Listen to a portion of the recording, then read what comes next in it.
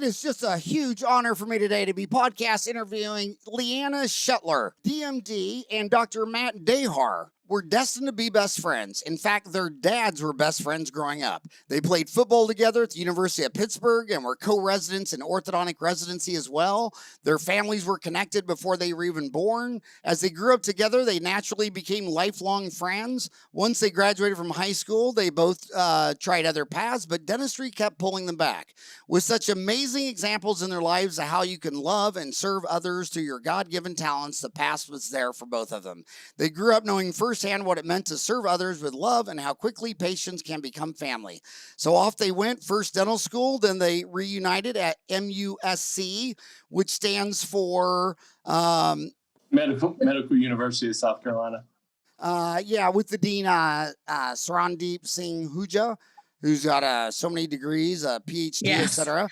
And first dental school, then they reunited at MUSC as co-residents, just like their dads. Since then, they both found their forever home in the upstate. Their families have grown since moving there, 2 boys each, and they love that they get to raise them in the beautiful city of Greenville, South Carolina. You got it. After a short time, it was a no-brainer. They wanted to start their own practice, one that does things a little different. From their roots, they wanted to have a local practice that is led by 2 lifelong friends who have the dental gene in their blood. They might be a little silly. Their jokes kind of corny, but above all, their goal is to provide excellent oral care and simply to serve others while having an absolute blast.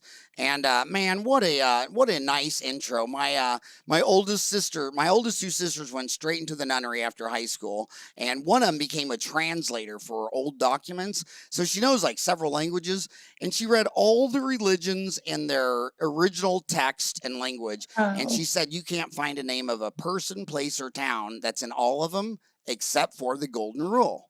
And she says it's so close, it looks like plagiarism. Yeah. Don't treat other people like you don't want to be treated. And I keep hearing these young kids and DSOs, and they're saying, well, they're wanting me to do this, and I don't know if I should do it or not. I said, well, it's a pretty easy litmus test. Would you do it on yourself? And if you wouldn't do it on yourself, I don't care what Wall Street or an insurance company says. You're a dentist, and this little kid needs a dentist. He doesn't need an insurance broker or a Wall Street hack. He needs to get quality done. But the reason I brought you on the show is, well, first of all, I got to find out your name on Dental Town is Thunderlips. Matt, that is, you have to explain that to me. I'm still confused what Thunderlips are. That's one. Oh my gosh. That's my favorite character in Rocky 3. So that was Hulk Hogan. That was Hulk Hogan in Rocky 3. Oh, is that right? That's my alias. Yeah. Wow, that's your alter ego. And he lives out here. Yeah, he lives out here in Scottsdale or Paradise Valley. But dentistry has always had so many controversies in occlusion and TMJ and things like that. But I really didn't think pediatric dentistry would ever have a schism. And by God, if silver diamine fluoride and the whole technique didn't split the herd. And I always know that's where I always want to go. I don't want to talk about anything anybody agrees on. But the other thing is it's always the young herd, like Jeanette and you guys. The young herd's going silver diamine fluoride. Then all the old fat bald farts like me are they're going the other way. So that's why I wanted to get you on the show, and it's a huge honor that you took time out of your busy practice with 2 locations to come on the show. But how are you guys doing? Thank you so much. This is awesome. We are doing great. Yeah, so did I miss anything about your parents? So talk about your parents. Well, speaking of those old guys, bald old guys, there are these 2 guys, Ed Acid and Phil Dahar. And thanks to them, Matt and I were destined to be partners, man. Those 2 are like, if you put that, they're like the Golden Girls, but these 2 old grown men, they will argue about everything. They are still best friends. They still argue about who got into dental school first. They really So Ed Acid's your dad? Ed Acid is my dad, yeah. And how do you spell his name? Ed? ASSID as in dog. They're both retired orthodontists. And again, with different ways to skin the cat, I'm sure we could pick a bracket system and the 2 of them would argue for 18 hours about who's right, about which bracket system to use. So So has he almost had a coronary when he starts hearing about Smiles Drug Club and Ortho Direct and all that stuff? Do you have to say, come on, Dad, take your medication? Our practice was actually my dad's practice in Pittsburgh, Pennsylvania, where Matt and I are both from. So this is Smile Place 2.0 down here in the South. Yeah. Wow.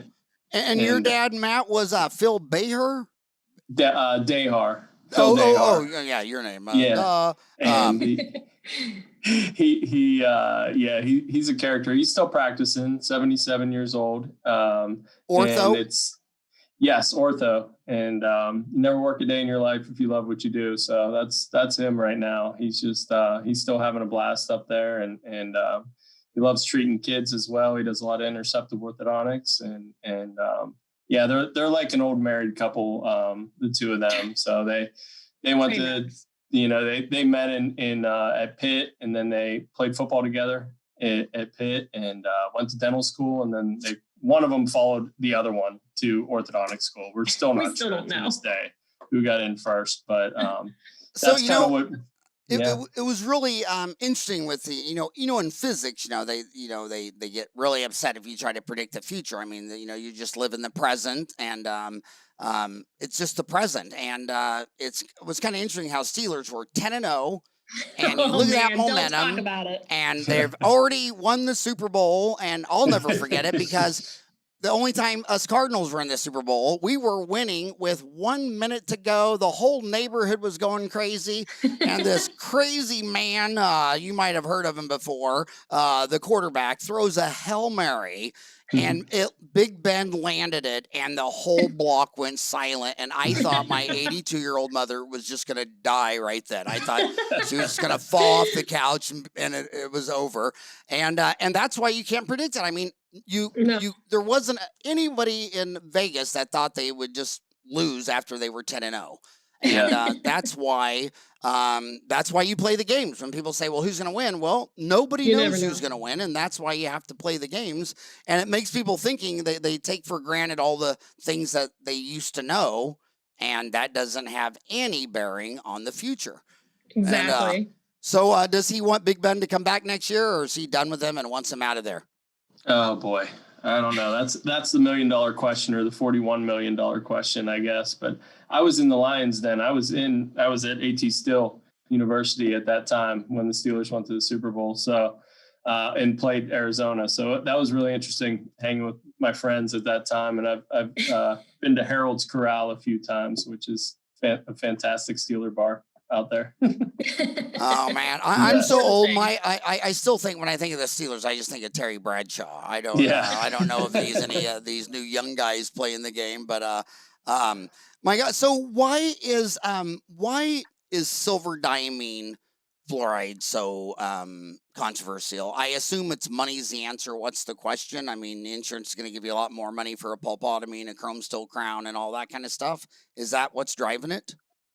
I honestly think, and I remember Matt actually joined the practice we used to work at. Matt joined and brought it down here to South Carolina, where we started using it. And I think as a dentist, you're so ingrained with getting rid of infection, get the bacteria out of there. So to think of just placing a topical on it, and to the initial aversion to that, that's kind of where, as dentists, you have to rethink the science behind it. You have to reteach yourself, different ways to skin a cat. I've actually done it on my own tooth. I'm ashamed to say I had a cavity in proximally, and it was just barely through the enamel 2.5 years ago. Now you can't even see it on an x-ray. So that's when I really became a believer, where this stuff, nothing is stronger than your natural enamel. So to think that we wouldn't want to use this to hold on to our God-given structure of the strongest thing in our body, hold on to that enamel, let alone all the other things of, giving a kid something easier to get used to the dentist. Pediatric dentists, we're not doing these aesthetic cases with veneers and everything. We're just trying to hand off a child who's not scared when they go to a general dentist someday. So we have to be really mindful of how we treat infection, as well as get these kids on board with dentistry and loving dentistry, not fearful. So it's got that double whammy.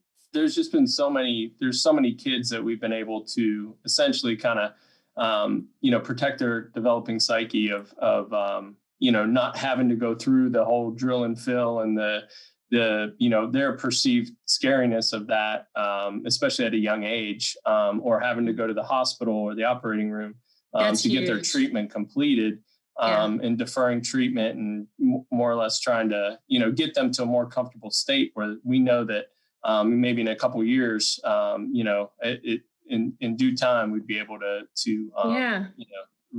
then do the restoration or the filling. I don't think people realize how many kids have to go to the hospital to get full mouth rehabs under 6 years old. When you're not in that game and you don't realize how many kids we have to go there with, I mean, we are doing anything to avoid that. So if we can get 2 years, get a 3-year-old to be 5, and then suddenly we can treat them in office, that is such a huge service to the hospital system, to the parents. I mean, there are so many. We could go on and on. Well, the thing that is so emotional for so many people, including myself, is that I'm out here in Arizona, and in just one city, Yuma, it was like they lost a child under in the OR, and it wasn't some shady operation. It was a pediatric dentist and a board certified anesthesiologist, and then they did it again like 3 years later. And of course the coverage, everybody has a personal framework. We're just, everyone is a narcissist and sees it from their own perspective. The news is never going to say, I wonder why a 3-year-old needed 8 root canals in an emergency room. It's just always the bad doctor, the crying jury. It's just it's just going to be a nightmare. And someone who has 4 boys who turned around and made 6 grandchildren, I couldn't imagine losing one of those little kids in an OR, and it's just incomprehensible. Exactly. That's one of the big things that we're really hitting home, and we have a wonderful relationship with pediatricians in the area that we're trying to get their kids in by 1, and all their all the patients, so that we can really hit prevention, diet, and diet and how to take care of teeth, and whether it's breastfeeding, feeding at night, bottle feeding at night, just anything and everything that we can help to try to prevent these early interventions of having to go to the hospital. So it's not too bad, so it's not too late. And, the first thing that makes me think is, there's, it was kind of embarrassing to me that the orthodontist didn't find this out first, but when over the years, anthropologists kept publishing stuff saying, what's the whole deal with this orthodontic thing? Because you just go back half a millennium, or definitely by 2,000 years ago, all the way to 3 million years ago, and we don't see any of this stuff. So what happened? What happened? And they say that they used to nurse probably for years and years and years, and they were probably thrown some bone from a wildebeest to chew on, and then as soon as the child has difficulty nursing, they switch to a baby bottle with a big super guzzler, and they feed it mush, and that something massively changed, because you look at all these malocclusions, and the anthropologist right here at Arizona State University, who has Lucy in their archaeology department at 40, what is she, 36 inches tall, and had her wisdom teeth in. But so you guys are pediatric dentists, and you're the product of orthodontists. So between orthodontists and pediatric dentists, what the hell did humans start doing sometime after the Roman Empire, where now everybody's got these malocclusions? Yeah, I think a huge part it really is the fast pace of life. And I don't ever want to blame parents, because as a parent myself, you just have to keep up. I mean, everything is go, go, go. We're already signing kids up for all these activities at 3 years old. Let's start soccer at 3 and all these things. So we're throwing stuff in our baby bag just to appease the child and get them through life, when all a child needs to do is slow down. These habits, we're seeing kids 7, 8 years old that continue habits. We're seeing passies that children are walking around throughout the day with it in their mouth. We're just trying to make it through life with this fast pace of life, that we're doing anything to try to kind of the malocclusions and the decay. That's something newer to our population too. You didn't see decay like this back then. So I think we're just trying to keep up with the pace of life. And unfortunately, I think the way we as parents have compensated or been able to survive is finding these habits, unfortunately, whether diet or, thumb and passy habits, to try to make our way and work through this busy schedule and help our kids comply and survive with us. But we're seeing some pretty severe, nursing at night, along with carbohydrate intakes that are causing the decay and combo malocclusions, things that we've, are really difficult to treat at these young ages. And I think it'd be a big practice builder to give presentations in your office about the change in the diets and how to nurse and eat and all that kind of stuff. So there'd be more forces on your face. But I haven't seen that yet. But every once in a while, like the New York Times ran an article by Jeanette McLean. Yeah. And they just ran one not too long ago on that controversial Dr. Mew orthodontist, which all the, he's 91 years old, so he's got to be the most controversial. I mean, when's the last time you talked to a 91-year-old and didn't disagree with something? I mean, hell, he's 91. How common is silver diamine fluoride in your office and the Hall technique? Talk about both of those. So I would say, I think for maybe every 50 kids that walk through the door, we probably have a handful where we put it as an option, because a lot of kids are able to behave and are able to cooperate in the chair. But then there's some kids where maybe we even try oral conscious sedation, and it's our backup plan. The kids just aren't having it. So, there's that option. The Hall crown technique I love too. I feel like that's another fantastic option to really help. We get a lot of kids that just do not want to be, whether it's in the dental chair, the sound of that drill, and I know that's been for years and years and years, but the sound of that drill, the suction, the oral aversions that they have, being able to do something as non-invasive as placing, a crown on without having to cut the tooth is to me is absolutely fantastic in the realm of pediatric dentistry. And, so I would say probably a handful out of every maybe 50. What do you think, Leanna? I would agree. I would probably say like 5 to 10% get offered it, but we probably do it to like 5%. Mm-hmm. So you do the silver diamine fluoride to about 5%. Mm-hmm. Yeah. Yeah. A great spot for silver diamine fluoride that I love, like an 8-year-old, 9-year-old who may be a little advanced, their E's are going to be wiggling out here in maybe 18 months or a year, but they've distal decay there that's just starting, and it's just starting on the mesial of that 6-year molar. And to place silver diamine fluoride instead of waiting 18 months, when by the time that tooth falls out, you have decay on the permanent tooth, it is huge. I mean, ultimately, we're looking at that permanent tooth's longevity, and then you're avoiding another additional filling that you don't need. And it takes 3 minutes, 2 separate times. I mean, it's awesome. Once people try it, you can't disagree with it when you see it working. That reminds me of a story. When I opened up my office, I graduated May 11, 87, opened it up in September 21st, 87, just in time for Black Monday to collapse and make everybody wonder is there going to be a future? But I realized that first year that Delta Dental gave me the most money, Delta Dental of Arizona. So I called up the local Arizona Delta Dental because I want to work with my value chain. My dad was in restaurants and they all network well together. So I invited Ed Judd to lunch, and he was, I could tell there was something wrong or whatever, but I learned later is just because we're natural competitors. I mean, a lamb doesn't lay down with the lion. The dentist wants higher fees, and the insurance and patients and employers want lower fees.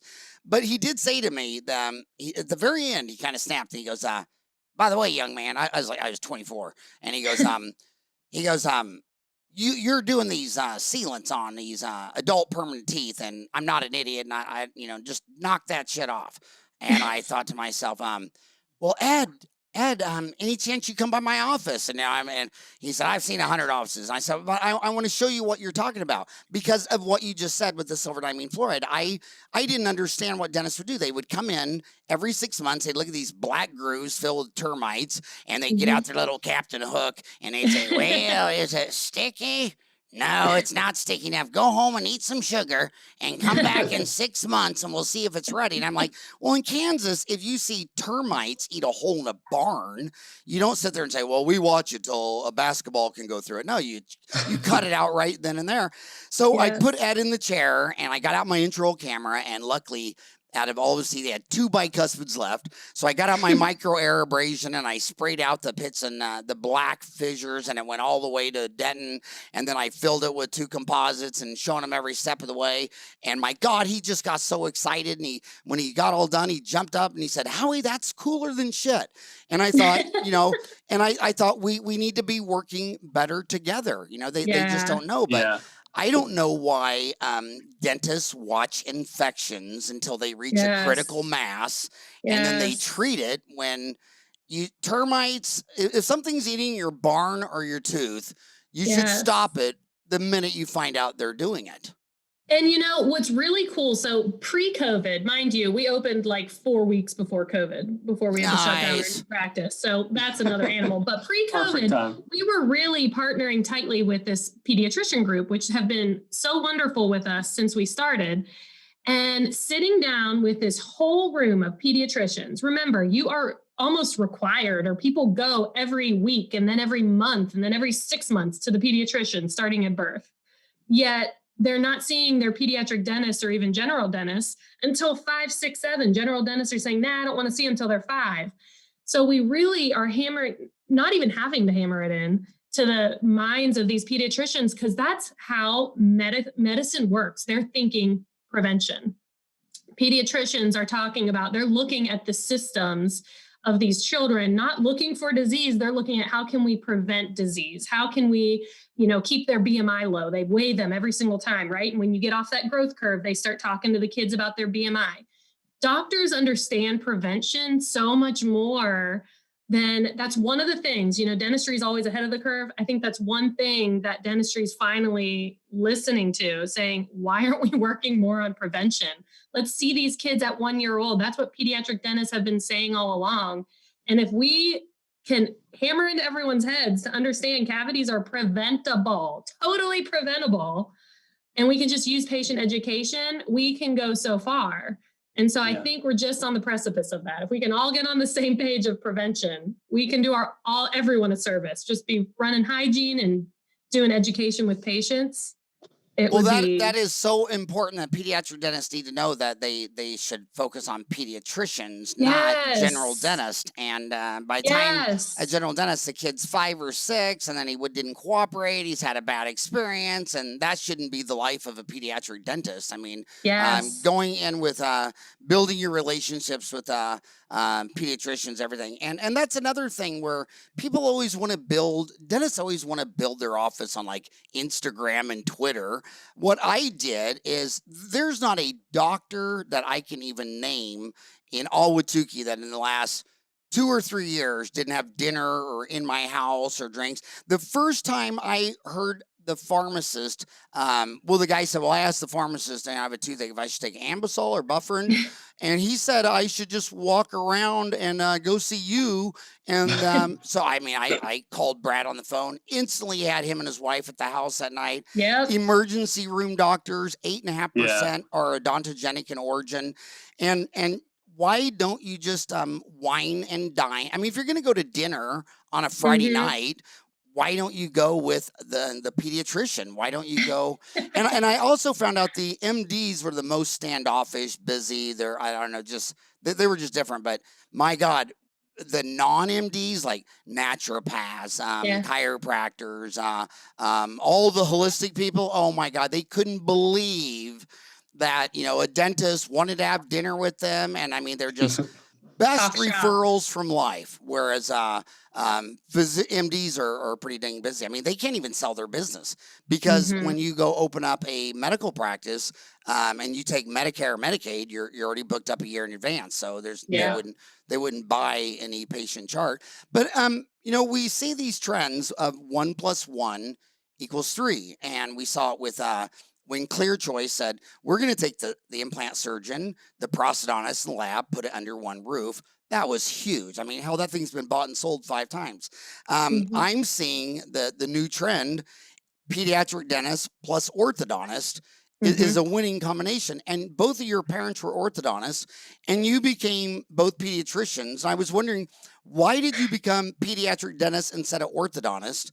And is your, you know, if you saw 100 new kids, probably 99 moms are going to say, hey, is little Billy going to need braces when he gets older? So tell me about that. How did you get to pediatric dentistry instead of ortho?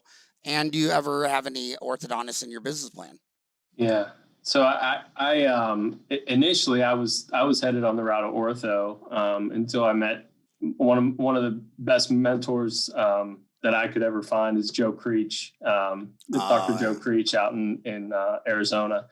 And he's a pediatric dentist out there. He's now retired, but ever since I shadowed Joe and kind of just saw how he did things. And, you know, I kind of used my whole mantra more to practice like him. And I didn't want to put down the handpiece. And I know a lot of times in orthodontics, you know, that can happen. And I feel like in many ways you can change a smile in orthodontics, but I feel like, you know, you can really truly change a kid's, you know, their whole way of thinking in coming to the dentist if you can really hit home that it can be a fun, safe place for a child. So it was one of those things that, you know, through dental school and meeting Joe Creech, because he was the head of pediatric dentistry at A.T. Still University.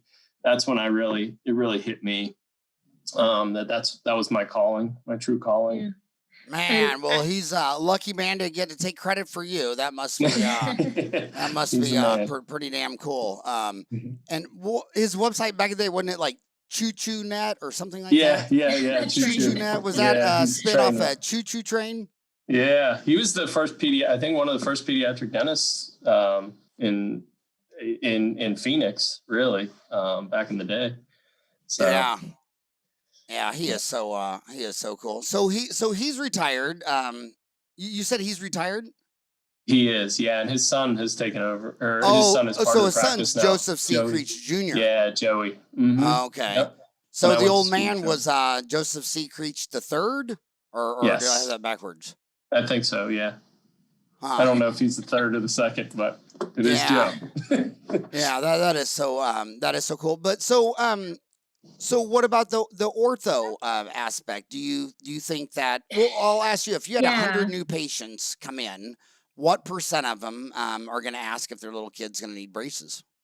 Yeah. So one of the things, again, that brought Matt and I back together, and I still think the fact that our dads were co-residents, that's why we got into residency. One of the attendings thought it was so cool that we could be co-residents too. But at MUSC, it is on the 3rd floor, they have pedo and ortho right next to each other. The residents work really closely together when we were there. We had a mentor there, Dr. Ron Bell, who was, I have goosebumps thinking about everything he taught us. He was dual trained pedo ortho. So Matt and I were like just dying to go to MUSC with our love for ortho because of our dads. You know, we both worked in our dad's offices growing up. So we knew how to tie and untie braces. That's about as far as we knew. But you know, going to MUSC and working so closely with Ron Bell, who let us have our own comp ortho cases. We did expanders with him. All of the exposure we had, MUSC was, I don't know another residency that any pediatric dentist got that much exposure to ortho in the short 2 years. But now, going back to your question of how many parents ask, Matt, 9 out of 10.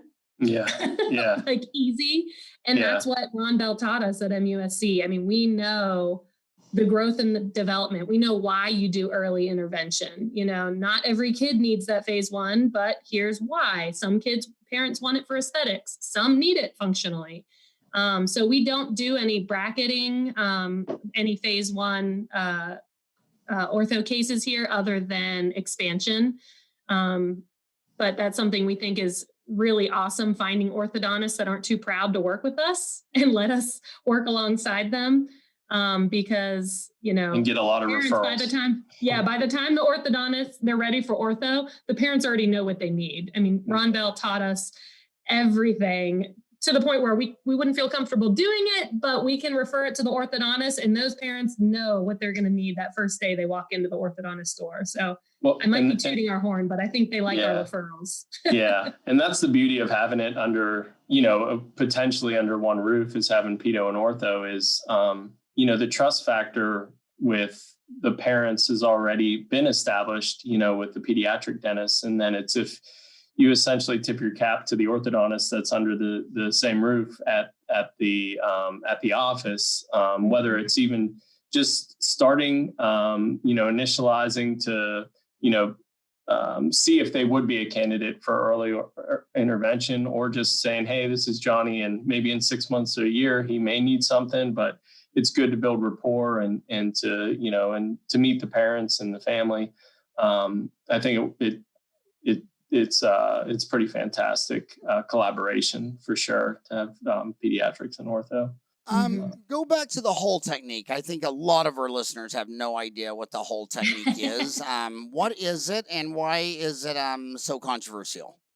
I think it goes back to leaving infection. It's that ooey, yucky, gooey feeling the dentists get leaving infection on a tooth, but it's a stainless steel crown, doesn't require any drilling or numbing. Sometimes we use topical depending on the child. But you go ahead and place separators if there are contacts to the tooth. And if there aren't any contacts, you can just slide on a crown that's a size or two bigger than it normally would be. And that starves the bacteria. And you're using a glass ionomer cement. And it is an awesome way. It equilibrates on its own. Again, these are only primary teeth. You're not going to do that on a permanent tooth. But they will equilibrate. The parents understand they're going to be hitting high on there for about a week or two, but their bite will equilibrate and even out. And it has been awesome. That was another thing that kind of pushed me into, I felt a little uncomfortable doing these things and leaving decay there. Matt's always has the foresight. He always pushes me. I'm the more conservative one, but it is awesome. We see a lot of special needs, a lot of children with autism. And that has been a huge one, because if you think of that vibration, the kids that are hypersensitive, all you have to do is slide a separator in there, no handpiece. They feel pressure, but it's not that irritating vibration for a couple minutes. So these children will sit there with the nitrous nose watching TV, and they can tolerate, 2-3 teeth at a time if you needed to. I don't think we've ever had to do that many at a time, but. Yeah. And if you saw 100 new patients, how many of those would you have to take to the hospital, to the OR? We're booked out at this point, till August, Matt? Yeah, with COVIDs, pretty much. There's with a lot COVIDs? COVIDs. Just with a lot of cavities, I think that parents haven't come in due to COVID. So it's just been waiting. And then it's kind of like that big crux of seeing enough, a lot of patients that need, full oral rehab in the operating room. But and you can't it's hard to say. We go on. Yeah, you can't do that Hall technique when there's infection that you think may be irreversible. That won't work at that point when the pulp is irreversible. But there are so many cases that we keep out of the OR because of that Hall technique in SDF. Well, when again, that Steelers story, you just can't predict the future, and I would have never guessed in a million years that they would have got the vaccine, let alone in 9 months. I mean, gosh, I guess that's how long it takes to make a baby, but they made a baby in 9 months and named it vaccine. But I was really surprised at how many healthcare workers do not want this. And what I wanted to ask you specifically, you're a pediatric dentist. You're working on kids. How was COVID pandemic different when all the animals are small and as older, because you got to remember SARS came here in 2012 and killed 38 million souls in America, but they were all pigs, so no one cared, and bacon got more expensive. But when it attacked the pigs, it just attacked the babies. And then when it came back and hit the humans, the sapiens, it hit the older, fatter, balder men. And my 4 boys, you know, I mean, we're it is what it is, but them and all my family from Kansas, they think this is insane. They don't believe in it. They think it's the flu. They never change their behavior 1%. But the dental offices pay their bills by doing crowns and root canals and implants on seniors. And in Arizona, they've been hunkering down for a year. And, you know, getting a 40-year-old who's an electrician or a plumber to come in, that's not a problem. But how did the pandemic hit pediatric dentists different than a general family practice? And also, they want me to ask all my guests, did you guys take the vaccine? Are you going to take it? Yes. Done and done. Yep. Touche. We're done. Yeah, we got our second doses already. Yeah, same here. But never a question. On Dental Town, there's 1,000 dentists that aren't going to do it. The guy just podcasted before you. I mean, he just thinks that's ridiculous. He's like, why would I try some experimental vaccine when all you have to do is be healthy and get vitamin D and eat right and all this kind of stuff? And I'm Irish, so I don't even know if there's vitamin D in beer. You know, I have to look at the label. Potatoes, I don't know. but how did it affect your practice? And was 2020 the contraction of 2020, does 2021 look better with the vaccines? Do you see light at the end of the tunnel, or is 2021 still going to be real challenging? January's actually, for me, for us, has been the weirdest month. This January 2021, I would say for pediatric dentistry, Matt and I kept looking at each other. It was a super scary time closing down 4 weeks after we opened, but the blessing in disguise was that we were pediatric dentists. We were able to do teledentistry. You know, under 3 years old, 90% of the visit is educating the parent.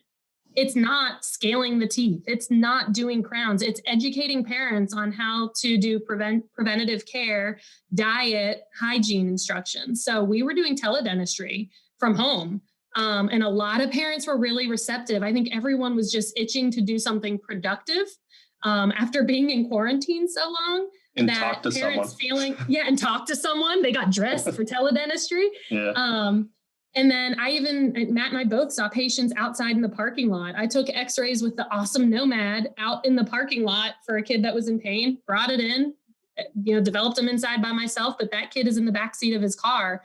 So there were so many things we could do on children that I think would have not have been as easy. I mean, I can't speak on behalf of a general dentist, but we were able to find all these cool ways to reach out. And then I do think younger families were definitely the first out of the gates, ready to come back and get back into routine care. But we've seen a spike here in the upstate of South Carolina in December and January, since the holidays. And I think we're starting to see a little bit of that hitting our schedule, and it's people petering off and either in quarantine or just fearful coming back out. So I think this has been the weirdest time. Yeah. And I would say parents are always going to care for their, most parents are going to care for their kids first and then themselves second. So, if they see anything that they feel like, oh my gosh, they feel like it's maybe a cavity or something like that, they definitely want to come in and they want to make sure that their best foot is forward in terms of prevention or stopping something from getting bigger. But I'm sure, Howard, back in, our dentistry in general has been, we've been on the up and up with infection control, for years and years and years. So this was just dentistry's chance to kind of show how well we do things and how much from an infection control standpoint and that we do, and we take the extra precautions and make sure that our families stay safe. And it was really educating the families as well. We'd have parents, they'd have to call and get a pre-screening, in the parking lot, where we take temperatures in the parking lot before they walk through the door. And, we just tried to, listen to the parents, make them feel comfortable that, what we were going to do. And when they came in, it was safe, and really limit the amount of patients that were in the office at one time too, and the amount of families, and just really try to, make sure that it was as normal of an experience for them when they got to come here. Because a lot of parents just love getting out of the house, and they love coming to see us. So it was, I think it was twofold for them. It was kind of like their vitamin D, just getting out of the house. Oh, so. I know. My 4-year-old granddaughter the other day said, well, I could tell she was making up reasons to go to the store and everything. And I said, just tell me where you want to go. And she said, Target. And I said, okay. She just wanted out. I mean, her mental health, she just wanted to get the hell out of Dodge. And then I hate to say this, but I mean, I've lived through 4 economic contractions, and that's what scares me the most is the year before the pandemic, Warren Buffett was parking cash. He wasn't buying anything. He was up to like 145 billion, and all the classic indicators of economic theory. I mean, you would have to be on nitrous oxide right now to not see the bubble. I mean, if you sold Tesla. Let's go back to price earnings ratio and by the way, I grew up in Kansas. I went to Creighton at Omaha, Nebraska. Warren Buffett came over there and talked to our class. I mean, and the bottom line is, he always likes to buy something at 6 to 8 times earnings. So if you bought a stock, the profit should buy it back in 6 to 8 years. Hell, that goes all the way back to the Irish diaspora, where if my Irish ancestors didn't have the money to get to America, they'd be an indentured servant. They say, okay, we'll give you a ride, but you gotta work for me for 6 or 7 years. Tesla's at 1,500 times earnings, a millennium and a half. If you'd have to buy it right at the fall of the Roman Empire to get your money back today, and if you sold it, you could buy all the other car companies. You could buy Chrysler and Mercedes and Honda and Toyota. I mean, so to say. When dentists tell me, and it's always a new world at the top because they have to write a new narrative. They can't justify what's going on with their old stories. So, and then the other thing is they don't start buying a house at the asking price. They say, well, they're asking $250, so I'm going to offer $275 to be sure. I was like, you're bidding up the largest, most expensive thing you're ever going to buy in your entire life.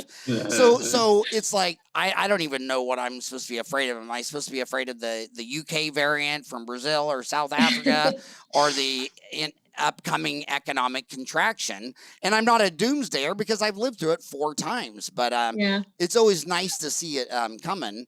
And these are the strangest times I've ever seen.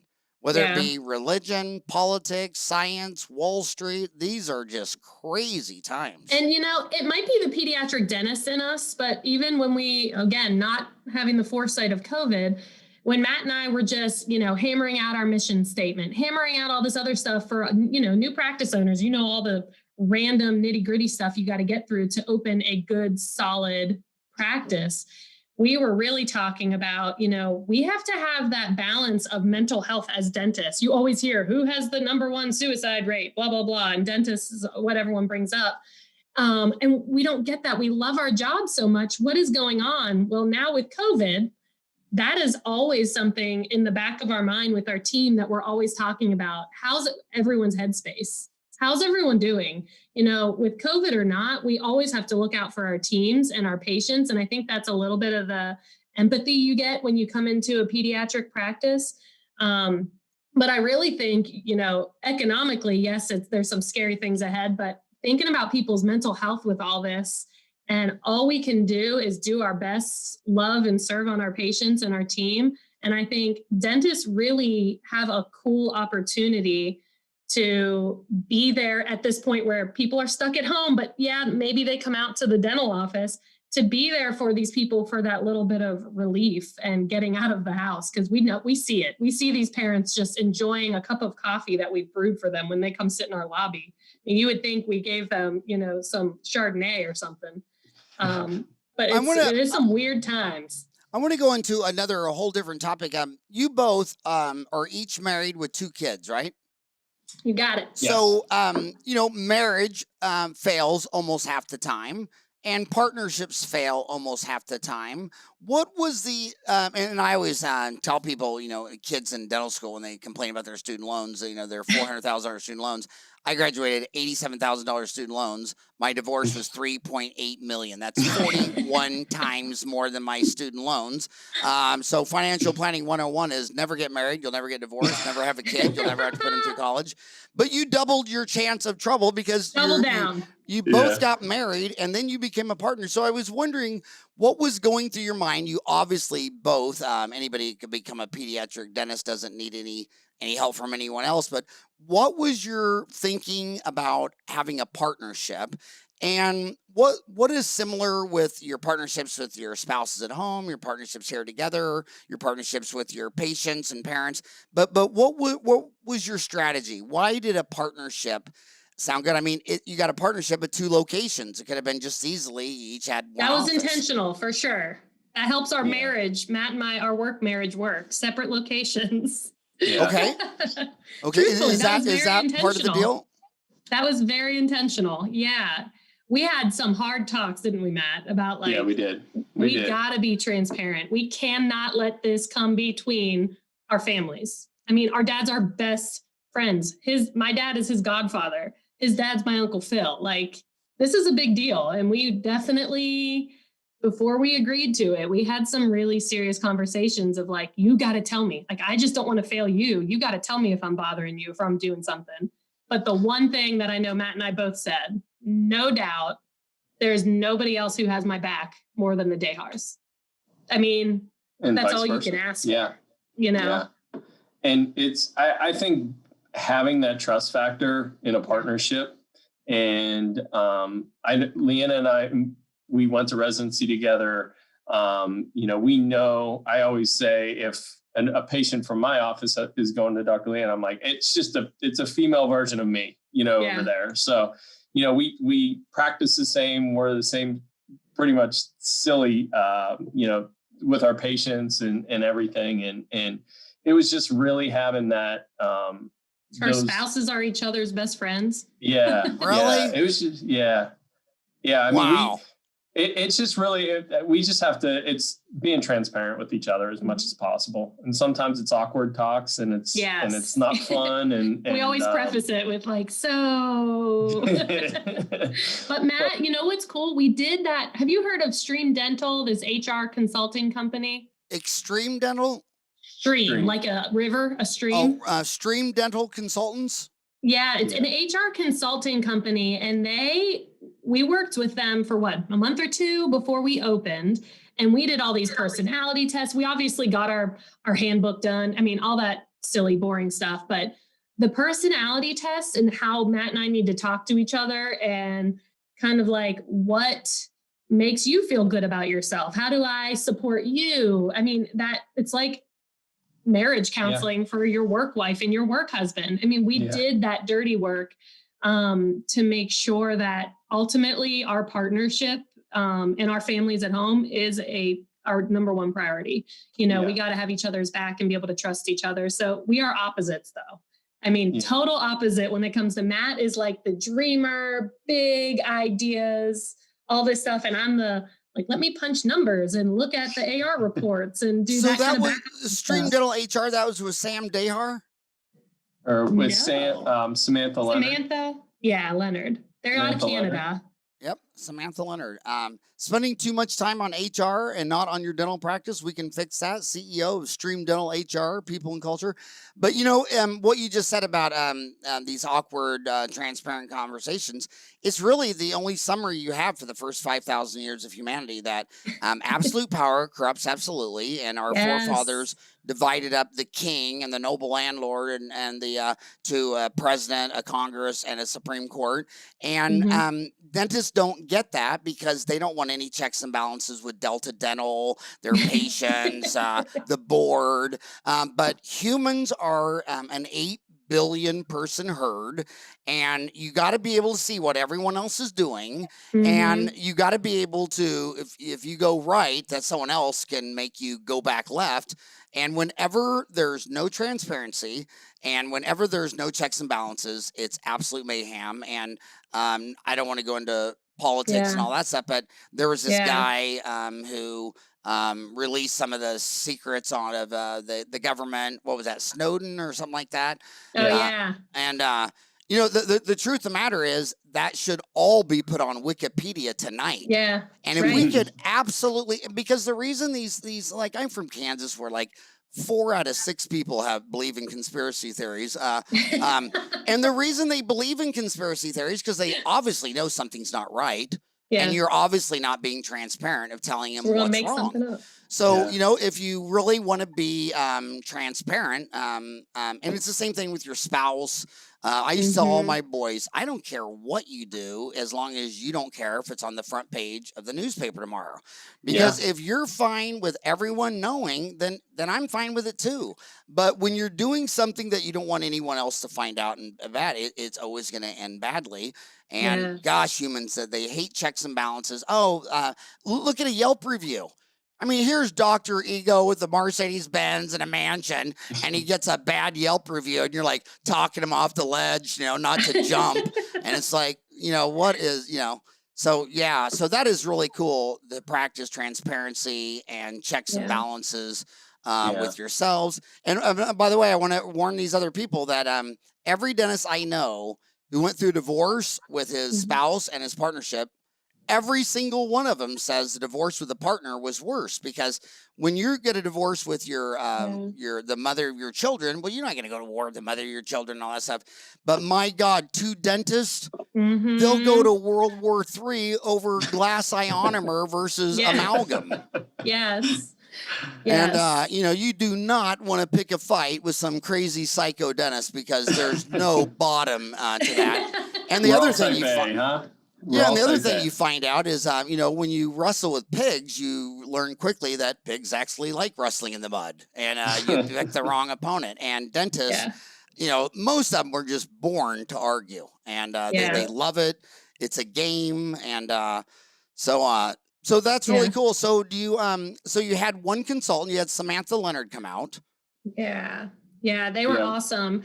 I mean, especially through COVID and all that protocol. How do we handle it with our team? With the leave, do we let them work if they want to work? Because we were a new practice. We had plenty of stuff to do inside these 4 walls to get our practice really up and running. You know, anything from just getting orders placed to doing all the paperwork and the consents and the letterheads, all the stuff you don't realize when you're opening a brand new practice. But they were, I mean, Stream Dental, of all the consultants and the people we've reached out to help mentor us, other than actual dentists that we look up to, they were worth every penny. Every penny. Yeah. They are awesome. Yeah. They really helped, especially in new practice with us, Yes. more importantly too. I mean, just Business just side. getting started, and with COVID also starting up, it just gave us more time to really hone in on some of those nuances that they were able to do. Everything was virtual with them. And they've seen it all too. They've seen partnerships break down. They've seen practices break down. And that was part of their conversations with us is, listen, this is a really common problem. How would you guys work through this? How do you and Matt need to talk to each other? Gosh, just how many meetings a month should you all have?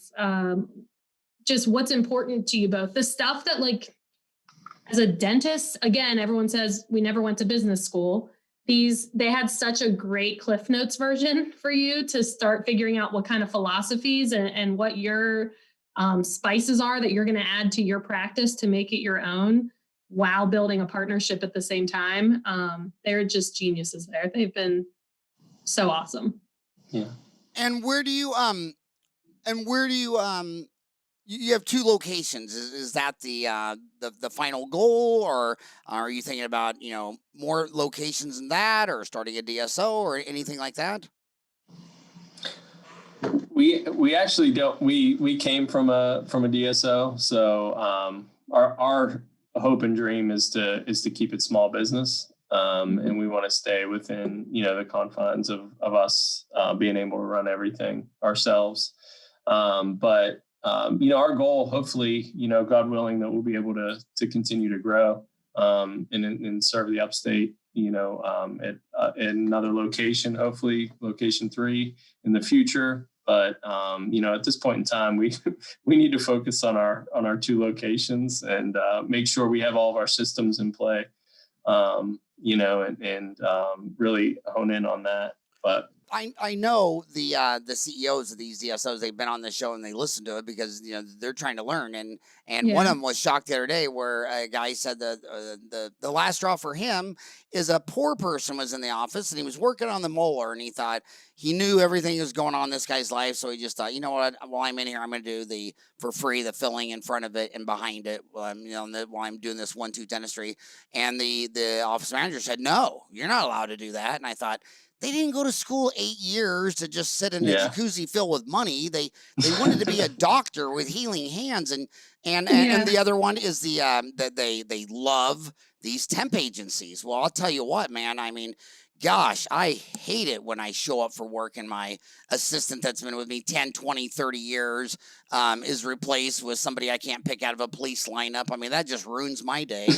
and the young dentists who are afraid of the procedure, like say they got a molar root canal that day and they didn't even sleep last night. Now they got to do it with a stranger. So they got to get off those temp agencies. They got to get off those let them do charity volunteer dentistry and back to transparency. They don't understand their paycheck. They keep seeing all these things and deductions and the fee and this and that. And the minute they don't understand it, they're going to go right to, I don't trust you. So now they don't trust you. They don't like you. But these DSOs have a long way to go. And I think they'll get there for a part of the market. The DSOs already decided they're not going rural because they can't get any young doctors to go rural. So they've already given up half of America. So people who think the DSOs are taking over the world, well, they already gave up half the world strategically. They have no interest in going to the rural. And then when you go into the urban areas, it's also tough because, you have one bad case of someone not surviving the OR. And I mean, their brands, I think Heartland was the smartest of, it's kind of like Kroger. Kroger owns Dillon's and Fry's, but there's no stores named Kroger. And Heartland, they own all these practices, but they don't have this big brand like Aspen. Every building is Aspen. Aspen's just one big disaster away from feeling the negative trade-off of that big brand. Yeah, there's definitely a market for it, though. I mean, one of the things Matt and I do, again, going back to prevention, we talk a lot. You're not in and out. These aren't, quick, fast, in and out hygiene appointments, but there are some families that aren't as invested into dentistry as we would want them to be, and they want to be in and out. So they want a faster paced practice. They don't want to pay anything out of pocket, and that's fair. So I think there are some pediatric DSOs that really do have a little niche for certain populations. And I think that's the patient's responsibility, is to find where they fit. It's not up to us to compete with each other. Dentists don't need to compete with each other. It's up to us to find the patients that align with us. And it's up to the patients to find where they align with. It's never an offense to me if a parent's, questions our treatment plan. If you don't feel comfortable, go somewhere else. There are so many great dentists that would do things differently. So you do your thing, and I think that's one thing Matt and I are really happy about, is slowing things down. And that's just that's our spice to Smile Place. And so market segmentation, I mean, markets divide on price and service, and markets are never homogenous. And I mean, look at housing. You could have everything from a mansion to living in a van down by the river. There's all kinds of points. 70% of all cars sold are used cars, same things like that. And also, you might be in several markets at the same time. Like sometimes I'm in the market for Taco Bell. And other times I want to pay 10 times more at Makayo's in a sit down. And, so humans are so complex. And my gosh, it's just so hard. But, the people who are always communicating, they're always hustling, they're always pressing the flesh, they're always running for mayor, they do well. And then the other thing is, I got to remember, you two that, how old is your practice now? You just opened right before the pandemic, so 1 year old? 1 year next week. Yeah. Wow, congratulations. Yeah. Thank you. But, so many of these DSOs, we've told them for years. I've sat there one time at dinner, three other dental consultant heavyweights were there, and he had a chance of getting 10 million, and he wanted to start 10 offices and a DSO. I said, dude, that's guaranteed death. I mean, even McDonald's spent a decade on their first 10 locations. You have to base out that pyramid with all your systems. And when it's completely perfect, then 1 turns into 2, then 2 turns into 4, 4 to 8, 8 to 16, 16 to 32. And you have that geometric expansion to where, I think Sam Walton and his wife Helen took like 19 years to get to 12. And then by the time the last month he was alive, they were opening up 40 stores a month. But it's all about getting out your base and your culture and your systems. So what practice management system are you running on? Open Dental. Oh, man, yeah. Everybody's going to Open Dental. Yeah, because we absolutely love it. Yeah. We absolutely love it. And it's been, we've worked, with Dentrix and EagleSoft before, and nothing against them. It's just, for us, it's user friendly. It's really user friendly. Customize every little button and color. And I just love being OCD with how everything goes right where I want it. You can tell she's the numbers girl. So that was next thing, money. Money's the answer. What's the question? So how do you split the money in the partnership? I mean, money as far as the duties of who's doing the supplies versus money. I'm not. How do you separate that? You mean like how are Matt and I paid? No, not like how you're paid, but like who's responsible. I mean, it's kind of. I've always noticed it's dysfunctional when a dentist says, that his spouse hears that. Well, he gets $1,000 for a crown, but he doesn't know that he's on a PPO and it's discounted to $650, and then she doesn't know about overhead, and then he comes home and she says, well, how many crowns did you do today? And he's like, 5. So she's thinking, my God, he's got $5,000 in his pocket, and I got a Gucci purse just waiting to go. And and when you're transparent with the economics and everybody's looking at it, you don't have any of these wild expectations. So does just one person primarily do finance and the other person just have like a monthly meeting over the finance, or how does that actually work? Yeah. So, well, first of all, Matt doesn't just sit back and relax. Matt is my man for all things marketing, social media. I'm telling you, we are so opposite. Matt and I do the numbers, and we have monthly meetings and everything, Open Dental. You can see everything on a minute by minute basis. But Matt does pretty much everything else. He's the face of the brand, doing all the social media and marketing and the interesting creative side. And that's all. And both of your offices are in the same town, Simpsonville? Yeah, they're about 20 minutes apart. We're about 20 minutes. And how many people live in Simpsonville? These areas, so Matt's area is like the ¡1 growing zip code in the upstate, but to give you exact population, I don't remember any of those demographics. we had all the demographics, but we I don't have any brain space. But we do feel like, obviously, I think, going back to that question, I feel like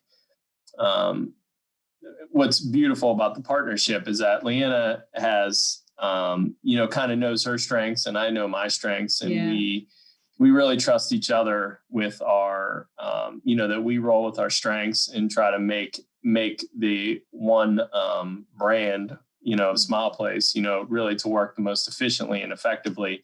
It's not always dipping into each other's stuff and being like, okay, how are you on this? Where are you on that? We just have to kind of trust the process. It's like having half of the workload, truthfully, because you can trust each other with and delegate those things to each other. So Google says Simpsonville has 22,000 people. Is that sound about right?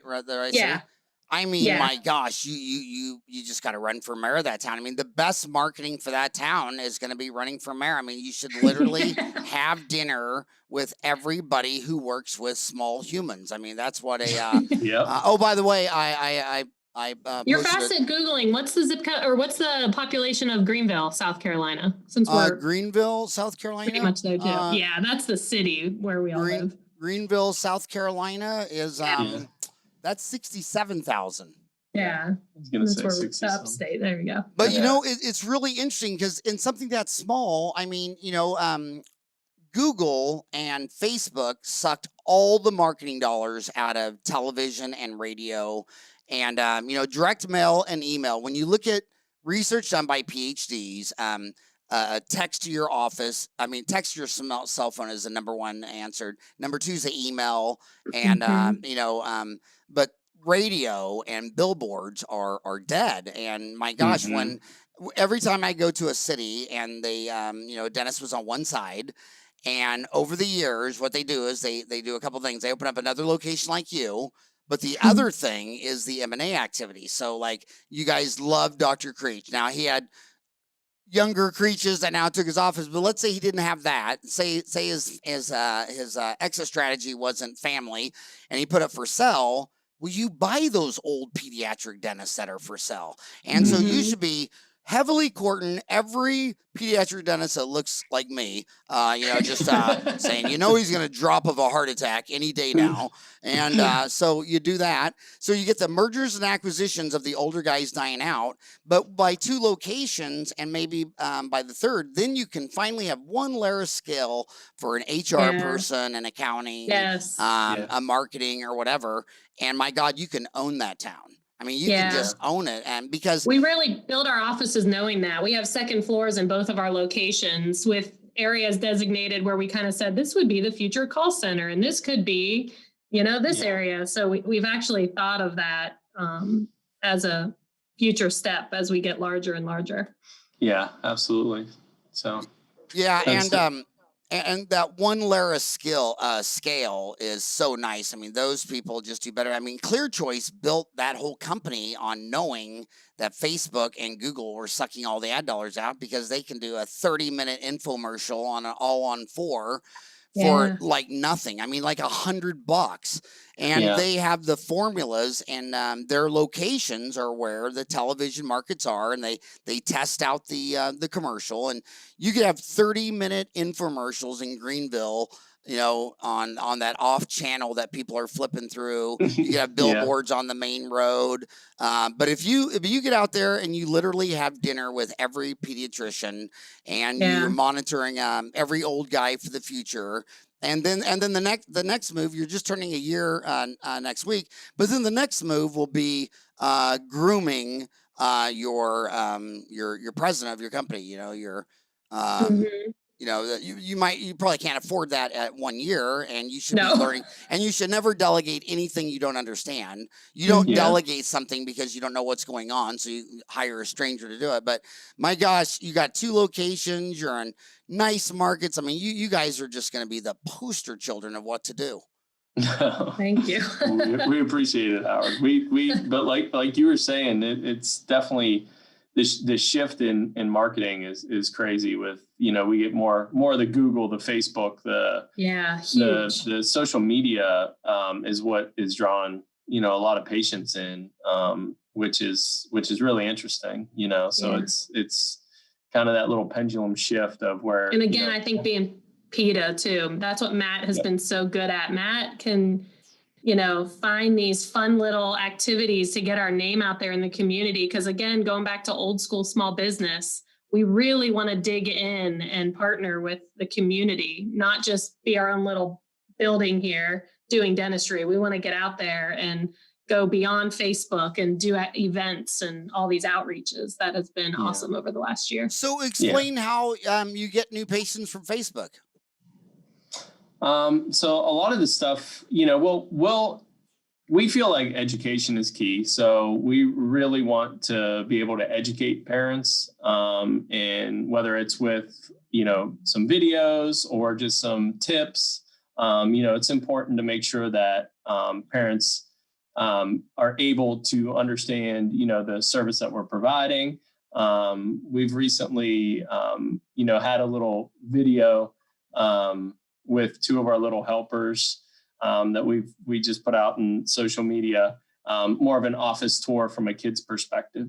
So it's kind of being able to relate from the parent's perspective, or the kid, the parent could show the kid and be like, hey, Johnny, this looks like a really cool office. We should maybe consider that. So it's trying to get on the level of a parent. Leanna and I both being, parents of young toddlers. That's really, the patient base we're trying to have them walk through our door. So I think we got a lot of patience with you dressed up as Gru, Matt. Matt did an awesome video on Facebook. You got to go look at him dressed up as Gru from Despicable Me for Halloween. Yeah. It was amazing. I mean, not to be rude or anything, but I have to admit that is the one specialty. I mean, I would go back to Sonic Drive-In. I mean, there's no chance in hell. In fact, that's why I try to be a good guy, because my two older sisters that are nuns are right, and there is an afterlife, and I screw up, I'm going to be running the pediatric dental clinic with Stalin and Hitler and Idi Amin and Mengele. I mean, that's enough fear. Yeah. So thank God people like you want to do it. And then yesterday I was joking on endodontist. I put these are so dang dumb. What did I say? Where is it? What is a favorite mouthwash for endodontist? I don't know. What's that? Well, scope. They all buy a microscope. Oh my gosh. And then when endodontists buy a microscope. See, that's dad jokes. Yep. When endodontists buy a microscope, they learn how to appreciate the little things in life. Oh my gosh. But back to Facebook, are you saying, but what actually specifically do you think gets them from Facebook into your office? What is the Two things. Two things, reviews and silly videos. They want to see that you're just, as pediatric dentists, again, speaking from our standpoint, I don't think this would work as a GP. And that's why Matt and I know we're where we belong. You got to be silly and goofy and fun. You cannot take yourself serious. Yeah. You can't. And then reviews, honest reviews. Reviews on Facebook or Google or website Google? Both. What do you think, Matt? Yeah, both. But we've gotten, I know through Google, we've gotten a lot of, a lot of patients. I mean, because that's what parents, they want to see. They want to see that, that other parents trust you with their children. So I really do feel like reviews go a long way. Oh, so Sapien is completely a herd animal from A to Z. I mean, it is a very socially complex herd animal. And reviews are huge. And that's another thing. When dentists, they get a bad review, they call their lawyer. Or even when they get a bad letter from a patient, they call their malpractice lawyer. Hell, I call up the person, myself. And that's the other thing about hustling. I mean, you go into any dental office, if the doctor spent an hour in there doing a molar root canal, as soon as he's done, 100 out of 100 times walks in his office, shuts the door, and disappears. But you watch the Super Bowl this Sunday, and that coach is right there on the line, moving with the ball. And sometimes, you're running 15 minutes late, but instead of going back to your office, you go up front and say, "How's everything going?" And your staff's like, "Well, see that lady out there? She wants to kill you. Do you know what time her appointment was?" And you're right there eating it like, "Oh my God, I'm so sorry." And it makes it all go away. And when you get a bad review, you call them up, and some people are insane. I think reviews would be a lot better if you could see the person saying it, because sometimes the person saying it, you can just tell that, all right, they live in a van down by the river, and these people are crazy. And I'm just talking about my family reunion, but if reviews could be video, but the owner has got to be able to, just like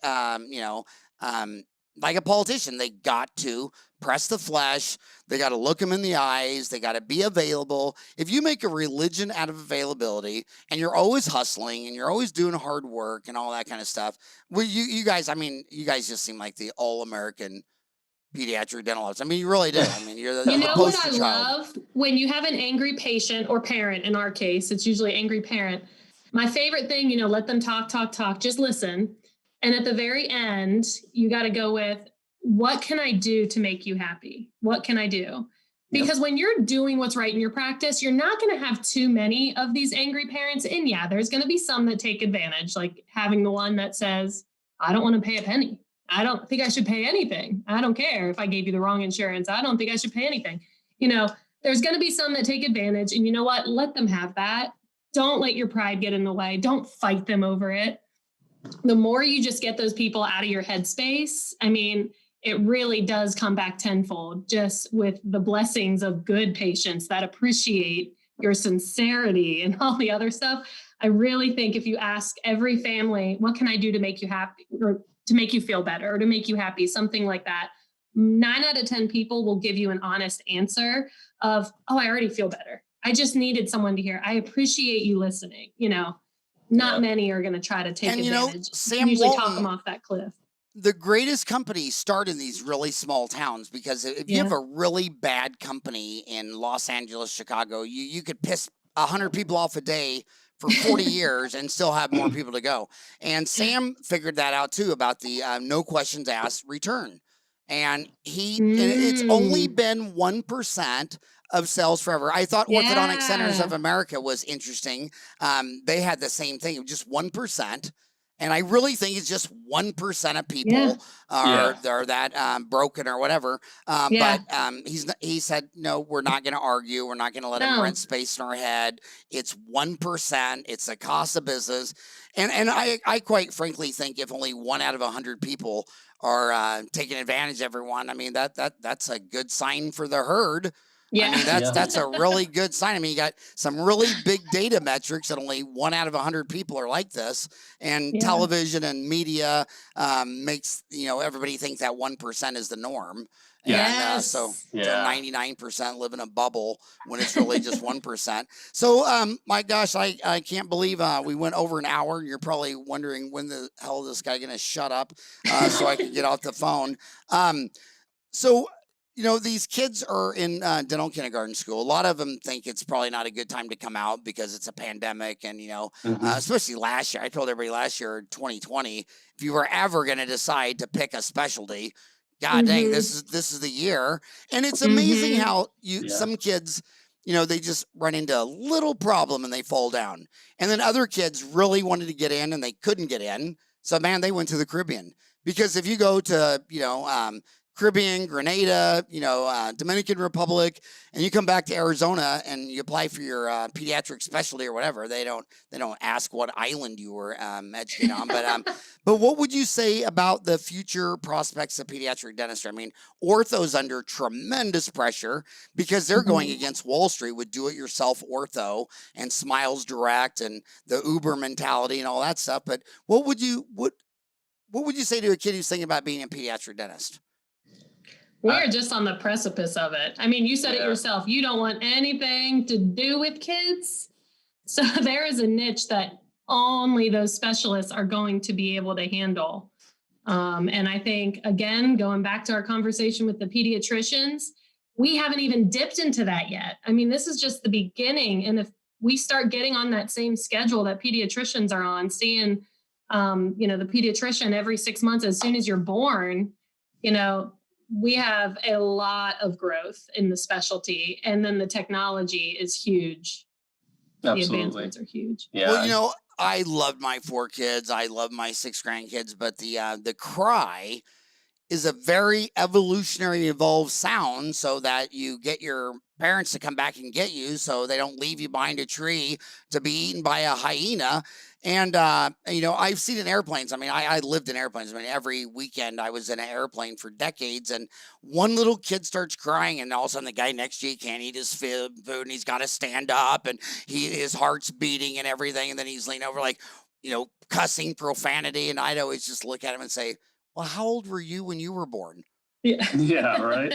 You're an old guy in a suit, and that's a 1-year-old. I mean, come on. And you just got to have a knack for it. And I saw the first time I realized it was genetic at birth that you could be a pediatric dentist is we were at this missionary dental deal, and I think it was Chiapas, Mexico, and with a bunch of kids from AT Still, and these kids were crying. And everybody else is like having a heart attack. But there's just one kid, he's just sitting there, he's just smiling, he's just working on him. And I was observing him like, holy crap, he's not even connected to this nightmare. And he's talking to it. And I told him afterwards, I said, trust me, I only know one thing. you could be a pediatric dentist, you know? And I think you're born that way or you're not. What do you think? I agree. I mean, I feel like you definitely have to have a knack for working with kids, you know, and, you know, then you let everything else fall, the chips fall as they may. And I really feel like, you know, with what Leanna and I have found and dipped upon with Smile Place, we really starting to touch, you know, something special here with creating a fun environment for kids and, you know, making it very informative for parents too. And we really, from the get-go, we try to set the expectation. So there's really no surprises. Communication in pediatric dentistry, you got to manage the kid, but you also have to manage the adult too. You got to manage the parent. And the worst problem with the adult is when the husband and wife are getting divorced, different insurance, and they're passive aggressiving, trying to do the bill and the treatment plan, and you're the medium for this passive aggressive failed marriage gone south, and you just want to sit there and say, "What are you trying to do? Give her more reasons of why she divorced you, or what is?" That's always no fun. But thank you so much for at the end of your long, busy day to come on the show and talk to everyone about all things pediatric dentistry. It was just an honor to podcast you, and I can already predict you guys are just going to be wildly successful. Thank you. This was fun. You're not too scary. I'm not too scary? Yeah, we enjoyed it. All right. Well, have a great day, and I'll tell Jack Dillenberg you said hello. That's right. Thank you so much, Howard, for the opportunity. We appreciate it. Thank you, buddy. Have a great day. All right. You as well. Bye.